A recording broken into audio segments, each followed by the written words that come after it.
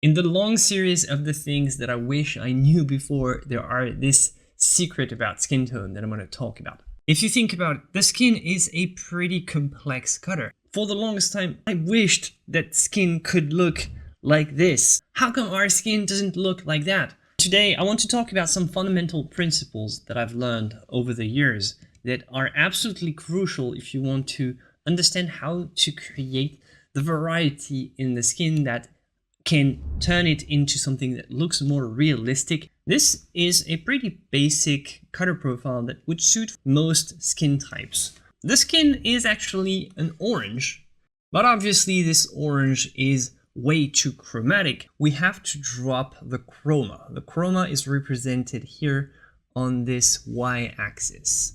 The lowest chroma is at the bottom. It's a grayscale. The higher you go, the higher the chroma, right? So here's how it works when you're trying to mix a color for skin tones. First thing you need to do is you need to find what's the local color. It is simply the most representative version of the color, not what's happening in the shadows and not what's happening in the highlights. Basically, you want to imagine that if you take the volume out of the equation, if you take the color and flatten it, how does it look? And this would be the local color, the most flat version of the color outside of the representation of volume. This color is absolutely key because this is the one that we'll use to mix all the rest. For us, on this scale, for this model, this would be approximately here. Okay, so there you go. You have a nice value scale. You're going to take this entire line here and you're good to go, right? Wrong. That's actually not how it works, because in reality, the local color is also the most chromatic of the bunch. So when you mix your colors, you have to make sure that you preserve the vibrancy, the vitality of your local color. And the thing is, it's not just something that happens on the palette, it's also something that has to do with your brush and your brushwork. All right, so this is a palette knife.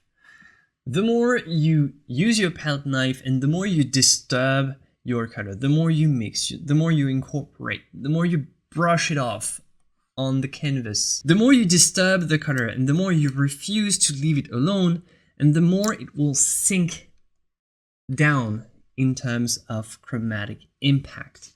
So instead of having a color that's 30% chroma, you'll have a color that's 20%. And you have to understand that disturbing the colors more and more is just going to, drop it down and make it more and more dull as you disturb it. Leave your paint alone. Leave your paint alone. So mix once, and then what you want is you want to add more. The more you drag your palette knife on your palette, the more you incorporate new pigments, the more you drag your brush on the canvas to sort of blend it in, the more you're going to make the chromatic impact, so the vibrancy of this color drop, and it can be significant. And this reminds me of a problem that Rick had on Patreon. He had a really hard time mixing the right colors without making them look gray, and you can see how the more you try to blend the colors in, and the more they get polluted with the other colors, and the more you lose what you had on your palette in the first place. So try to avoid dragging your brush too much, try to avoid overworking, try to avoid being too harsh with your paint. You have to caress the paint no more than 3 or 5 strokes before you go back to your palette to pick up some fresh paint. You want to preserve this vibrancy.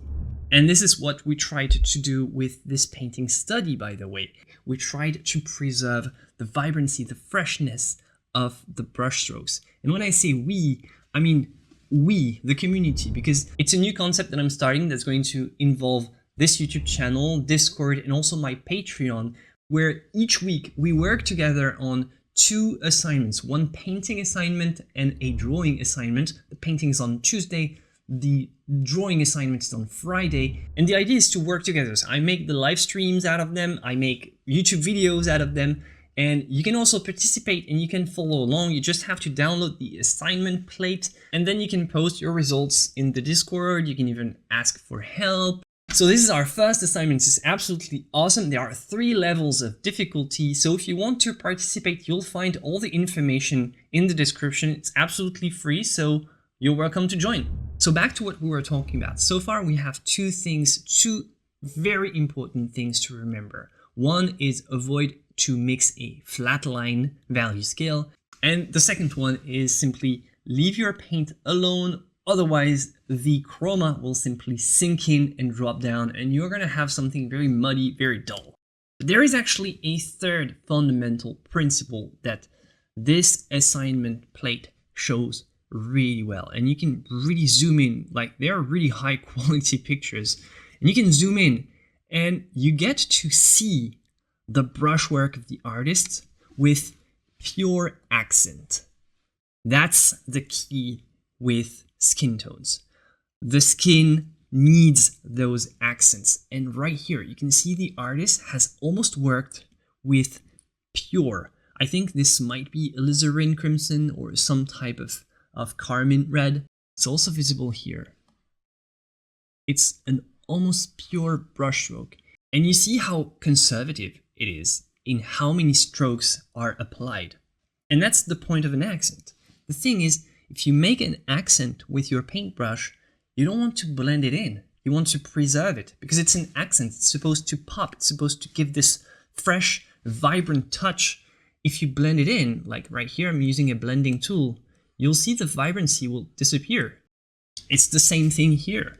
As you can see, this subtle transition, it seems very nice and softly blended, but not too much. It's actually 1 stroke here, 1 to unify, 1 to make the connection with the rest, and 1 here, and that's all. So that's 1, 2, 3, 4 max. You can almost count how many brush strokes were applied with this level of resolution, and not that many. It's very conservative. And obviously the color accents are useful for all these areas, the lips obviously, but they're even more crucial than that. Sometimes you can really make the form turn with chroma. So instead of using a sort of a black and white grayscale to render the form and produce this impression of the volume, you can actually use color straight up as a sort of an accent and simply blend it with the rest to help the form turn. Look at how the artist has used the red here to delimit the shape of the nose. Look at how this volume has been represented purely with color. Look at how this shape here is represented purely with a little soft touch of a sort of a pinkish alizarin. Look at how this jaw recedes into the shadow. And it's been done with a simple touch of a chromatic accent. The color can make the form turn. So when you paint, when you're at a point where you want to make the form turn and you want to create this impression of volume, don't hesitate to incorporate some chromatic accents. Don't hesitate to sort of force it a little bit. If it's too much, if you exaggerate and if you push the color too much, it's all right. You just have to blend it in. You just disturb the paint. And we saw earlier that, dragging your brush too much on the canvas is usually a bad thing because it just makes the color more dull. But if it's something that you actually need, you can use this as an absolutely amazing strategy to make the form turn. So you blend the form at the same time with an accent that has been excessively chromatic at the beginning, and then you just drag your brush and you blend it in until it drops back to a level that feels realistic but still vibrant and lifelike. So how do you start? Well, let's start with the local color. See, I'm flattening.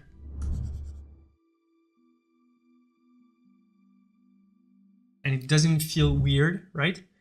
If you want to check your local color, you just pick something that you suspect is the local color and you paint it all over the place. And if it's the right local color, it shouldn't be too weird. It should still look very natural See, I'm putting it all over the place. So it feels flat, but it feels like it's the right one. I think I have it slightly too pink at the moment, but I'm gonna keep it. So it would be my second one. The next one would be the highlight, and it would be lighter, of course. Almost pure white, but not pure white, never pure. So now I'm getting more into the shadows. So I know that my curve is going to continuously drop down. So I can start now. I can start to think about incorporating, you know, if you have ivory black, then you can start incorporating it right here, not earlier. If you have blue, you can also start incorporating to sort of drop both the chroma and the value. And I'm gonna mix some black for the hair. I'm gonna take my maximum black, put it all the way here on the left.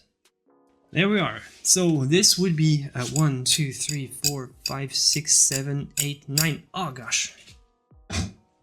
Okay, let's do that.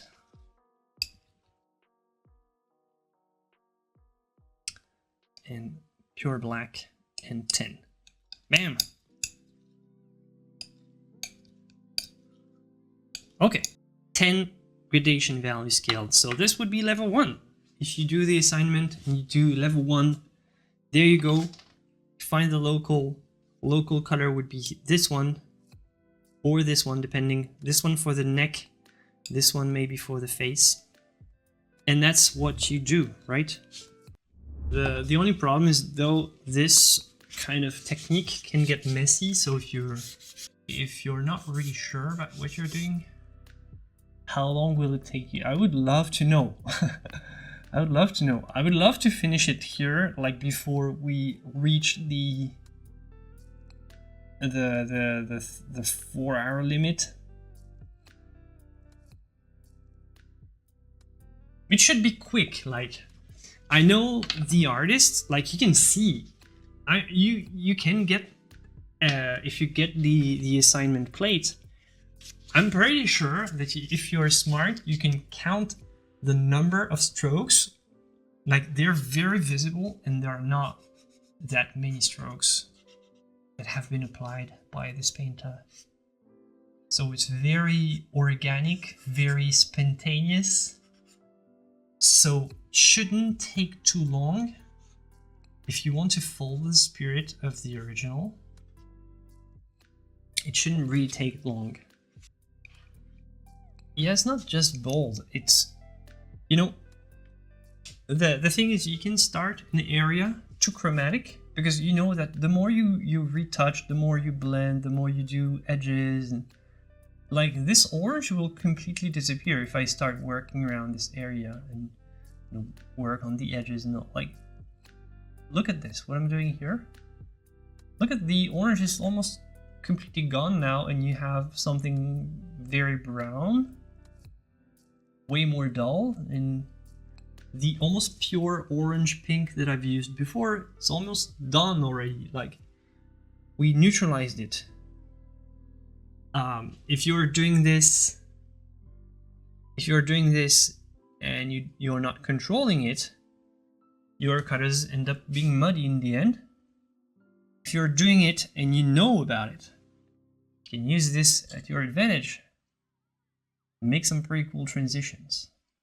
Don't worry, if you get something too low in chroma, you can always bring it back.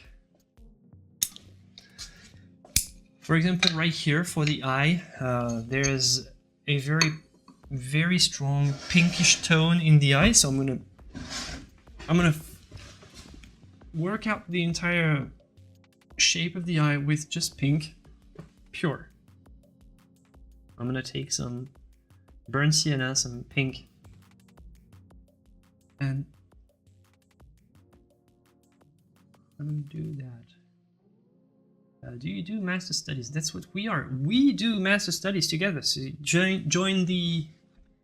Hold on. Join the atelier. Go in the Discord. get the assignment sheets, and you can participate. That's the spirit. It's not I'm doing it, it's like we're all doing it. You can get the assignment sheets, and then you can join the Patreon if you need more help, more info. So that's cool. The resources are open for everybody. And the extra, of course, if you want to get extra, you can.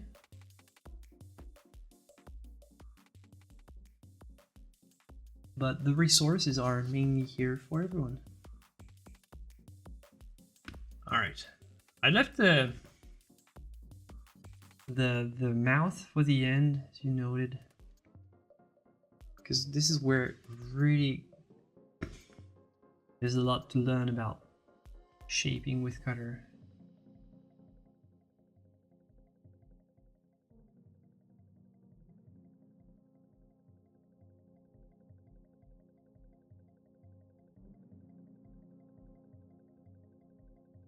See, the tricky thing about alla prima is like you have to think about all the components at the same time. Most of what you have to worry about in a painting is, number one, the proportions. Number two, the values. Well, number two, the shapes. Number three, the values, the form. With alla prima, you have to sort of tackle everything at once, which is why I say that it's generally a more difficult technique. Trying to make sure that I have the likeness. The problem with all this cutter theory and all is like, all right, good, but still, how do you get the likeness? It doesn't solve this problem. That's the problem of this, which is why it's level 3. And level 3, if you're thinking about making one of the assignments, and you think level 3 is like, all right, 1, 2, 3, it's not so bad. Well, level 3 is not kidding. Level 3 is already pretty beast. So if you check all the assignments and you're always thinking, oh, I'm gonna just tackle a little level 3, see how it goes. It means that you're pretty much almost professional level. Yeah, exactly, good question. How are you adding paint without mixing it with other paints on the canvas?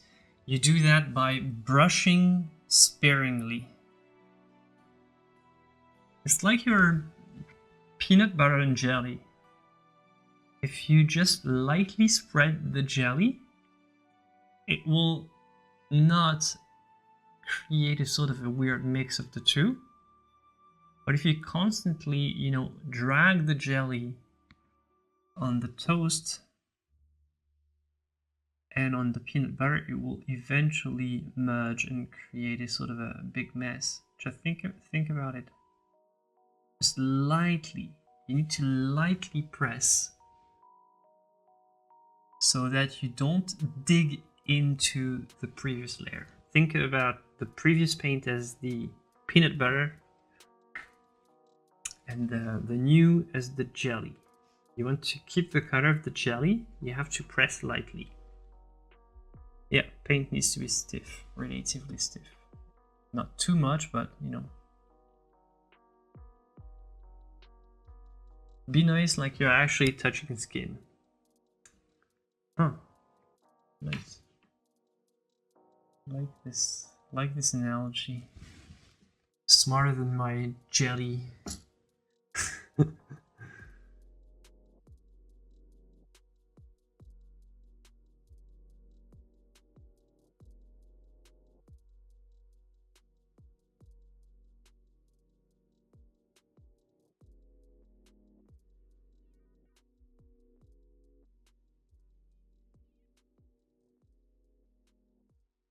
Alright, that's it for this video, my friend. If you want to watch another great color video, check this one, and I'll see you for the next one. Until then, joy and inspiration to you, my friends. Bye.